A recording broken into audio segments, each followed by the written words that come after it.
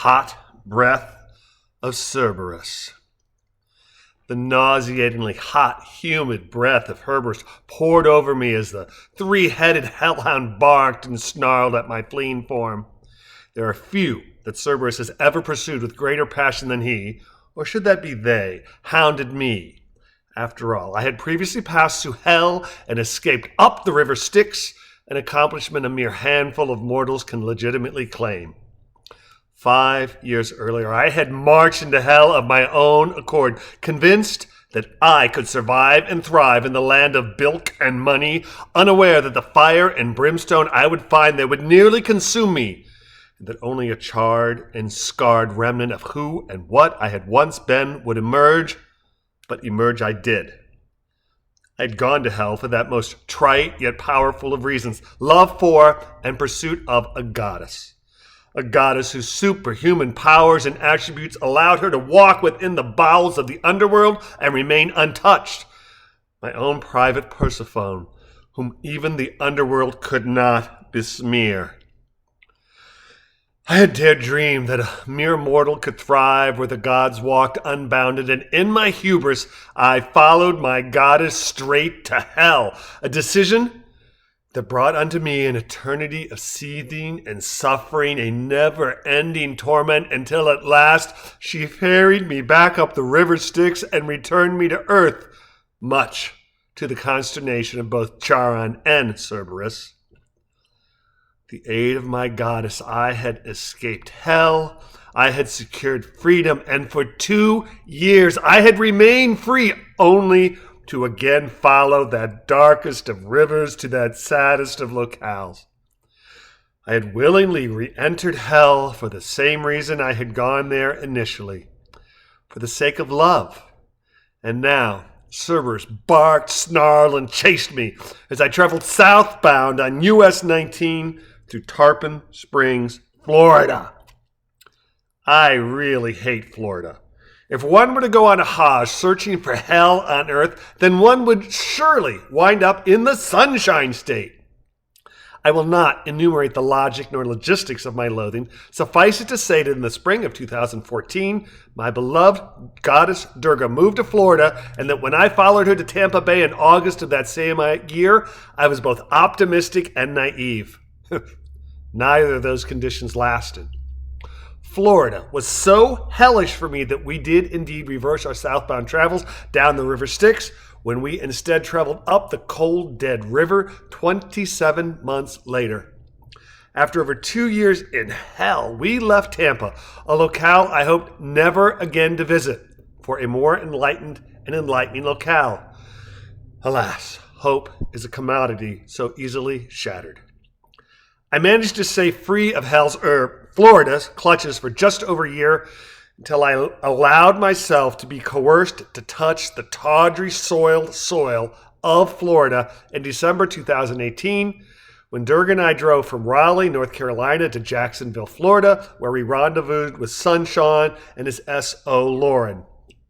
Jacksonville, for those not in the know, is so far north in the state that some of it is actually north of its neighboring state to the north, Georgia.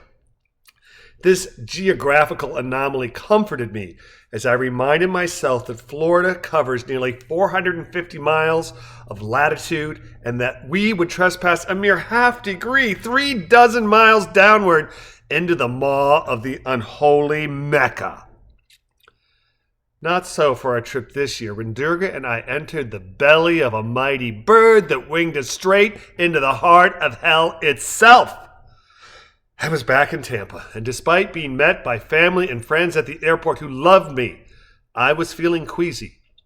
The queasy was low heat, back burner stuff until noon on Saturday, when Durga and I decided to hit the cool-aired, chilly ocean beach of Dunedin's Honeymoon Island State Park, and we began driving southward on US 19, the 80 feet wide expanse of asphalt that cuts through the plethora of tawdry retail establishments, lawyer, plastic surgeons, hawking billboards, the quintessential Florida primary road that stands out as a long, jagged scar a scant half mile from the Gulf of Mexico. Quintessential Florida. For a year and a half, I drove up and down US 19 between my home in Trinity and my job in Clearwater, and seemingly every day I would drive by as first responders pried the dead, the tortured, and the shattered from the mauled scrap metal that had been cars on their way to somewhere so important that lives and limbs could be sacrificed to the hell that is Florida.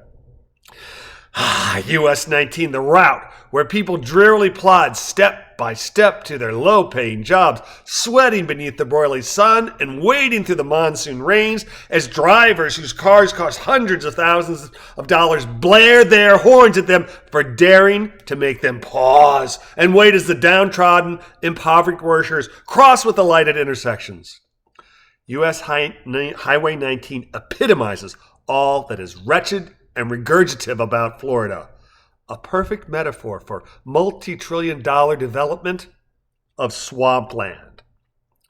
Despite my disgust and discomfort, I managed to avoid a panic attack as I rode shotgun down US 19, and much of my tension eased when we turned off the dreaded highway death of 19 onto Curlew Road.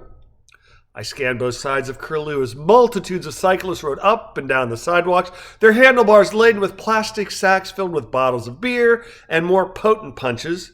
People who cycled slowly, legs churning at a cadence of perhaps 45 revolutions per minute, most without helmets, another perfect, unseemly simile for the Sunshine State. And then we drove over the causeway, paid our entry fee, and meandered through the scrub vegetation to the northern end of Honeymoon Island, where my beloved and I sat side by side, reading novels, walked hand in hand up and down the sandy shore, and stood toe to toe in the chilly brine. A lovely 3-hour, far too short interlude brought to us by the state of Florida.